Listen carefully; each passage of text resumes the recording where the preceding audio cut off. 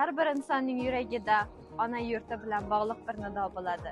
Mening yuragimda esa O'zbekiston degan bir so'z jaranglaydi. Bu so'z mehr, faxr va g'urur ramzi. Xivaning qadimgi devorlari orasida yurarkanman, o'tmishning nafasi va kelajakning ishonchini his qilaman. Xiva 1000 yillik tarixni o'z bag'rida yashirgan shahar. Har bir g'ishtida ajdodlarimizning qo'l izi, har bir devorida esa ulug' orzular aks ettirilgan. Bu yurt Al-Xorazmiy, Al-Biruniy, Najmiddin Kubro kabi allomalarni butun dunyoga bergan. Ularning bilimga, haqiqatga bo'lgan muhabbati bugungi yoshlar uchun yo'l ko'rsatuvchi chiroqdir. Biz bularning davomchisi bo'lganimizdan faxrlanamiz.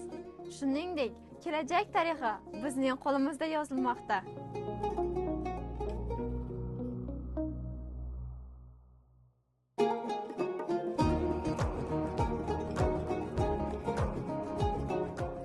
Bugungi O'zbekiston imkoniyatlar yurti. Har kuni yangi g'oya, yangi islohotlar hayotimizga kirib kelmoqda.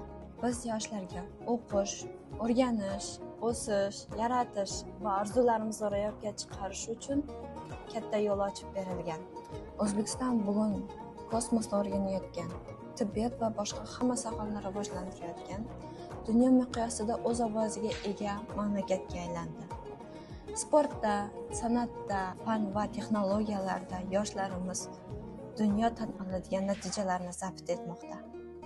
Men shunday bir avlodning bir bolaga bo'lganidan faxrlanaman. Men bilaman, agar har birimiz mehnat qilsak, o'qisak, orzu qilsak, O'zbekistonning kelajagini ravshan bo'ladi. Chunki vatan bu faqat yer emas, bu bizning yuragimiz, harakatimiz va orzularimizdir. Men bir oddiy qishloqda tug'ilganman, lekin yuragimda butun O'zbekiston yashaydi. Samarqandning toshlari, Buxoroning gumbazlari, Farg'onaning bog'lari, Toshkentning zamonaviy ruhi barchasi mening yurtimning qiyofasidir. O'zbekiston tinchlik, do'stlik va mehr yurti.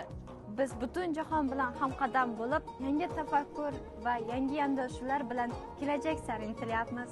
Men ishonaman, har bir yosh yuragida vatan muhabbati urib tursa, O'zbekistonning kelajagi ravshan bo'ladi. Mening yuragimda vatan, mening yuragimda O'zbekiston.